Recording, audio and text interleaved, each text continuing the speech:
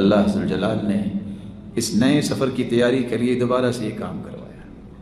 جبریل امین تشریف لائے، گھر کی چھت کھلی اور وہ قصہ شروع ہو جاتا ہے جس میں سبق میں لانا چاہتا ہوں۔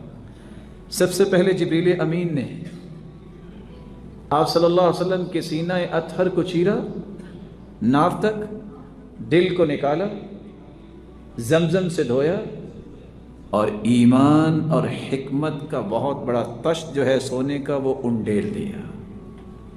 یہ وہ سفر تھا جب زمین تنگ آ جائے، جب زمین میں انسان کو تنگی اور ترشی کا سامنا ہو تو پھر اس سے رابطہ کرنا چاہیے۔ اللہ عز و جلال کے پیغمبر نے بھی رابطہ ہی کیا۔ اللہ نے زمین کی سیروں کے ساتھ ساتھ آسمانوں کی سیروں کا بندوبست کر دیا۔ ایسے ہی ہوا، براق جو گدھے سے بڑی تھی اور خچر سے چھوٹی اور کمر اس کی بہت لمبی تھی، سفید رنگ کی، جبریل امین نے لا کے کھڑی کر دی۔ حکم ہے اللہ تعالیٰ کا۔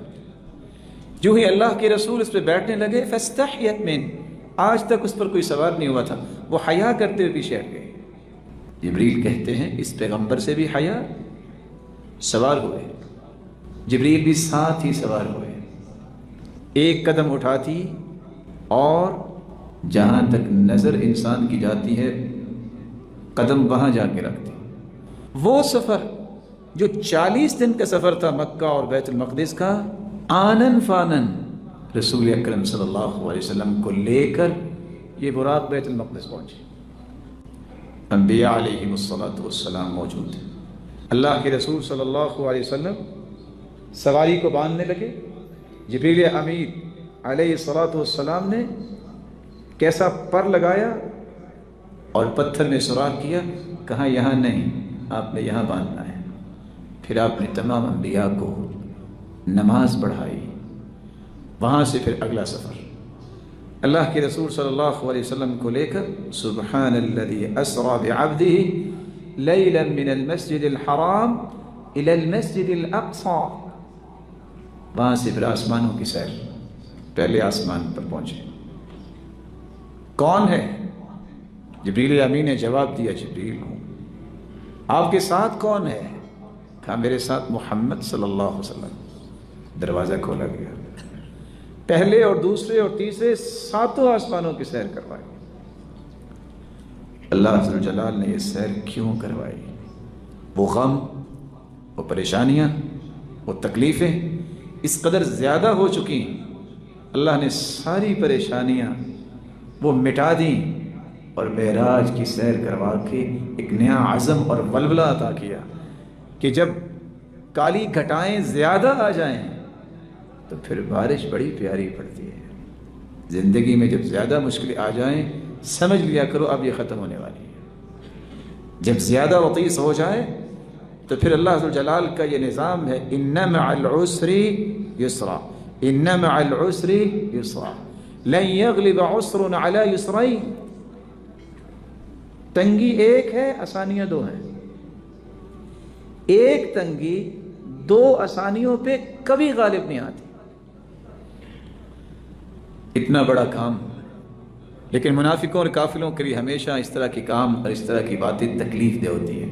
جو ہی آپ واپس آئے، آپ نے بیت المقدس اور آسمان کی سیر کی بات کی، ابو جہل کو موقع مل گیا، سیدھا ابو بکر صدیق رضی اللہ تعالیٰ عنہ کے پاس آیا، کہتا ہے ایک بات تو بتاؤ، اگر کوئی کہے کہ میں راتوں رات بیت المقدس گیا، پہاڑوں پہ چڑھا، وادیوں میں اترا، ہو سکتا ہے؟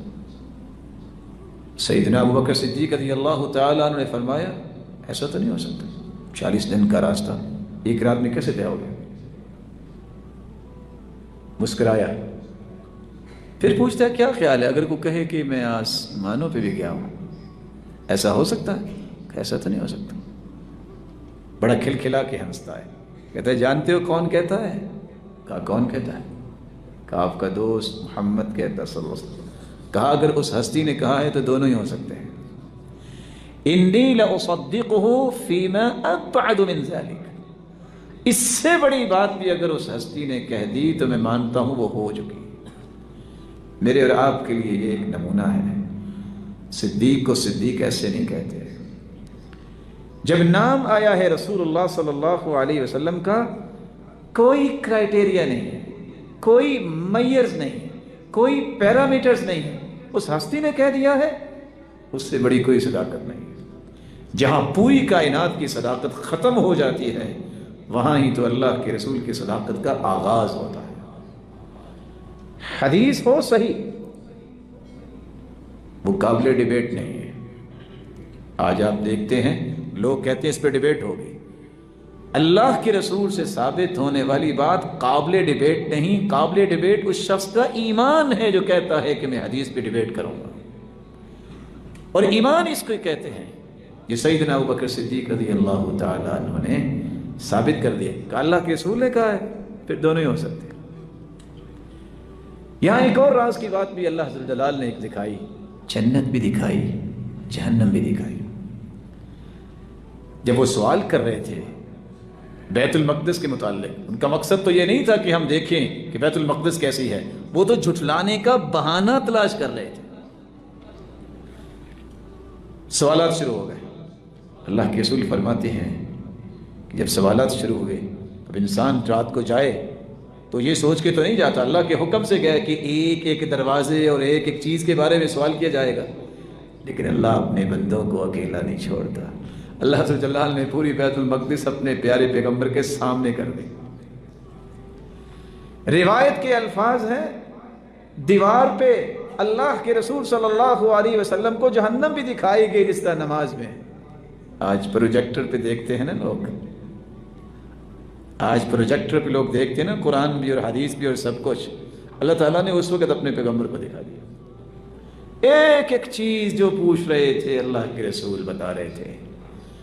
لیکن مزے کی بات دیکھیے، مومن تو اللہ کے رسول کی بات سن کے ایمان لے آتا ہے، کافر اور منافق پھر بھی نہیں مانا۔ دوسری بات جو معراج پہ جا کے اللہ کے رسول کے سامنے پیش کی گئی، آپ کے سامنے ایک پیالہ بیت المقدس کے پاس بھی شراب کا اور دودھ کا پیش کیا گیا، اللہ کے رسول نے وہاں بھی دودھ لیا۔ بعض روایت میں آتا ہے شہد کا پیالہ بھی تھا۔ معراج پہ جب گئے تو پھر 2 پیالے پیش کیے، شراب کا بھی دودھ کا بھی۔ اللہ کے رسول صلی اللہ علیہ وسلم نے دودھ کا پیالہ لے لیا۔ جبریل نے جب یہ دیکھا تو فوراً کہنے لگا اصبت الفطرہ، آپ نے فطرت کو اختیار کر لیا ہے۔ وَلَوْ أَخَذْتَ الْخَمْرَ لَغَوَتْ أُمَّتُكَ، اگر آپ شراب لے لیتے تو آپ کی پوری امت گمراہ ہو جاتی، بڑے کی غلطی پوری قوم کی غلطی ہوتی۔